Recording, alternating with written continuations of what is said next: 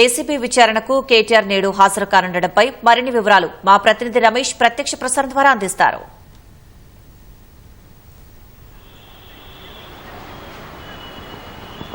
Formula ఈ కేసులో ఈరోజు ఏసీబీ అధికారుల ఎదుట మాజీ మంత్రి కేటీఆర్ విచారణకు హాజరు కానున్నారు. ఈ నేపథ్యంలో కూడా పోలీసులు బంజారాహిల్స్లోని ఏసీబీ ప్రధాన కార్యాలయం వద్ద కూడా పోలీసులు భారీగా బందోబస్తు అయితే ఏర్పాటు చేయడం జరిగింది. అయితే ఈ ఘటనకు సంబంధించి కూడా ఈ విచారణలకు సంబంధించి కూడా పూర్తి స్థాయిలో ఆధారాలతో పాటు వివరాలు కూడా సేకరించాలని చెప్పి కూడా ఏసీబీ అధికారులు ప్రస్తుతం అయితే భావిస్తున్న పరిస్థితి అయితే అయితే ఈ నెల 6వ తేదీన అతను విచారణకు రావాలని చెప్పి కూడా నోటీసులు జారీ చేసిన సంగతి తెలిసింది. అయితే తన న్యాయవాదనతోనే మాత్రమే అనుమతిస్తే మాత్రమే నేను వస్తానని చెప్పి కూడా ఈ నెల 6వ తేదీన అతను ఏసీబీ ప్రధాన కార్యాలయం వద్దకు వచ్చి తర్వాత వెనుదిరిగిన పరిస్థితి అవుతుంది. అయితే అదే రోజు సాయంత్రం 6 గంటల సమయంలో కూడా ఏసీబీ అధికారులు ఈ నెల 9వ తేదీన అంటే ఈ రోజు ఉదయం 10 గంటల సమయానికి విచారణకు హాజరు కావాలి. తర్వాత తనకు సంబంధించి కూడా విచారణ సమయంలో విచారణ ఇచ్చిన తర్వాత దాంట్లో కావాల్సిన ఆధారాలు కానీ పత్రాలకు సంబంధించి కూడా ఇవ్వాలని చెప్పి కూడా ఏసీబీ అధికారులు దాంట్లో పేర్కొనడం జరిగింది. కానీ దాంట్లో ఇప్పటికే ఈ విషయానికి సంబంధించి కూడా న్యాయవాది విషయం సంబంధించి కూడా హైకోర్టులో లంచ్ మోషన్ పిటిషన్ దాఖలు చేయడంతో కూడా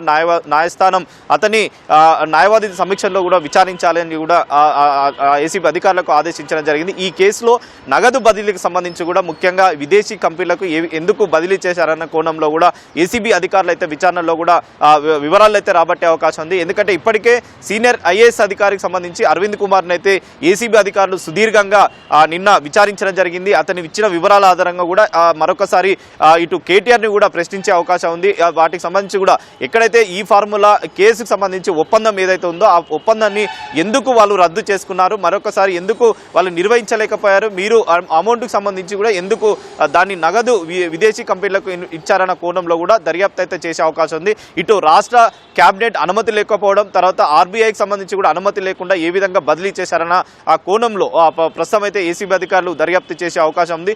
ఈ రోజు సుదీర్ఘంగా అతను విచారించిన తర్వాత సుదీర్ఘంగా ఆధారాలు కానీ తర్వాత వివరాలు కూడా సేకరించే అవకాశం ఉంది. దీనికి సంబంధించి కూడా మరి కాసేపట్లో కూడా అతను విచారణకు హాజరయ్యే అవకాశం ఉంది. కాబట్టి విచారణ సమయంలో కూడా మరి ఏసీబీ అధికారులు ఎలాంటి విషయాలు రాబడతారనేది కూడా ప్రస్తుతం అయితే వేచి చూడాల్సిన పరిస్థితి అయితే ఉంది. Vote studio.